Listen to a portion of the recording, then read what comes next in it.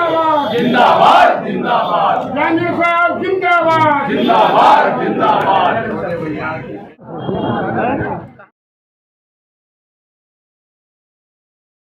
जिंदाबाद जिंदाबाद राहुल गांधी जिंदाबाद जिंदाबाद जिंदाबाद कांग्रेस पार्टी जिंदाबाद जिंदाबाद कांग्रेस पार्टी जिंदाबाद जिंदाबाद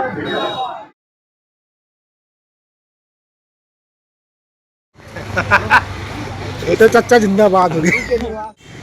वोट चोर गद्दी छोड़ वोट चोर गद्दी छोड़ वोट चोर गद्दी छोड़ गद्दी छोड़ वोट चोर गद्दी छोड़ वोट चोर गद्दी छोड़ कमेटी के प्रवक्ता जिनसे हम जानते हैं वोट चोरी के विषय में उनकी क्या राय है और उनसे जानकारी प्राप्त करते हैं। आदरणीय बताइए, वोट चोरी के विषय में आप क्या बोलना चाहेंगे? देखिए, लगातार कांग्रेस कमेटी और हमारे नेता माननीय राहुल गांधी जी ने इस बात का आरोप लगाता रहा कि कहीं न कहीं वोट को चोरी किया जाता है, चाहे वो ईवीएम के माध्यम से हो, चाहे वोटर शिफ्टिंग के माध्यम से। आज दोनों चीज़ें स्पष्ट रूप से साबित हो चुकी हैं। हरियाणा में जो अभी हुआ कुछ दिन पहले सरपंच चुनाव में जो ईवीएम के माध्यम से हुआ था, उसको हाई कोर्ट ने चेकिंग का ऑर्डर नहीं दिया, पर माननीय सुप्रीम कोर्ट ने उसको कोर्ट में खुलवाया। तो जो जीता हुआ प्रत्याशी था वह प्रत्याशी हार गया। यदि ईवीएम मशीन में गड़बड़ी नहीं होती तो जीता हुआ प्रत्याशी की ही जीत होती। पहली बात। दूसरी बात है कि हरियाणा में जो अचानक 2 से 3 महीने में 40 लाख मतदाता जुड़े, वो मतदाता कहाँ से आए, कैसे आए, किसने जोड़ा? उसके बाद जबकि सारे जो न्यूज़ चैनल हैं अपने सर्वे में बता रहे थे कि वहाँ कांग्रेस जीते। इसी प्रकार आप महाराष्ट्र में आ जाइए। महाराष्ट्र में पहले चुनाव लोकसभा का होता है जिसमें कांग्रेस और उसके अलायंस पार्टी को पूर्ण बहुमत में वहाँ जीतती है। जबकि 6 महीना बाद विधानसभा चुनाव होता है जिसमें करीब 7.5 लाख वोटर्स जोड़े जाते हैं। क्या 6 महीने में 7.5 लाख वोटर्स की वृद्धि हो सकती है? क्या 6 महीने में वहाँ कोई आदमी मरा नहीं, कोई किसी बच्चे का विवाह होकर दूसरी जगह माइग्रेट नहीं हुआ? ये पहला प्रश्न। तो भारतीय जनता पार्टी लगातार वोट चोरी के माध्यम से, नई तकनीक के माध्यम से वोट चोरी कर रही है। मैं आपके माध्यम से निर्वाचन आयोग से यह मांग करता हूं कि आप जो लगातार चुनाव के 8 दिन पूर्व तक ऑनलाइन जो सदस्यता अभियान चलाते हो, इस पर रोक लगाई जाए, क्योंकि वोट चोरी का सबसे बड़ा माध्यम यही है। जो नाम जोड़े जाते हैं ऑनलाइन वो voter list Bharatiya Janata party को मिलता है, जबकि विपक्ष के किसी भी प्रत्याशी के पास नहीं होता। हमने नगर निगम में देखा है कि हमारे जो वार्ड नंबर 23 के प्रत्याशी थे उनके पास दूसरा वोटर लिस्ट था और अंदर जो बैठे ऑफिसर थे उनके पास दूसरा वोटर लिस्ट था। तो मैं आपके माध्यम से निर्वाचन आयोग से मांग करता हूं कि कम से कम चुनाव के 3 महीना पहले तक अंतिम नाम जोड़ा जाए। उसके बाद किसी भी प्रकार का नाम जोड़ना मतलब भारतीय जनता पार्टी को लाभ पहुंचाने जैसा है। तो हमारे पास ऐसे कोई उदाहरण है वर्तमान में ये ऐसी वार्ड का कोई व्यक्ति हो जिसका लिस्ट के साथ फेरबदल हुआ हो?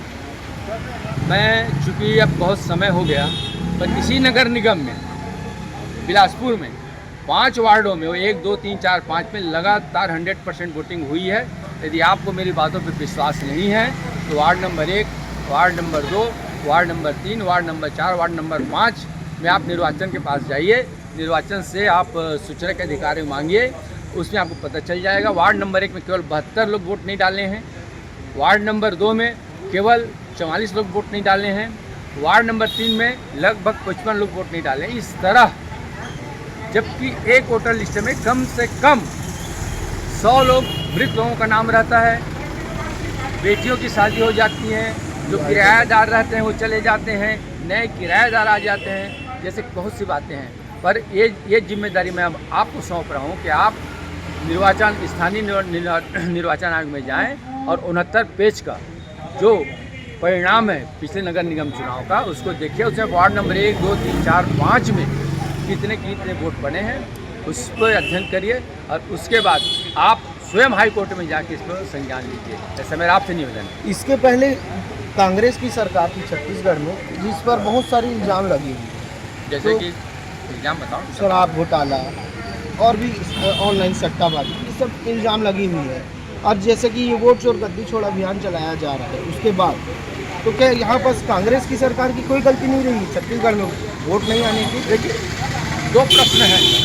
पहला प्रश्न कांग्रेस के साथ कहा आपने, दूसरा प्रश्न ये है कि क्या आज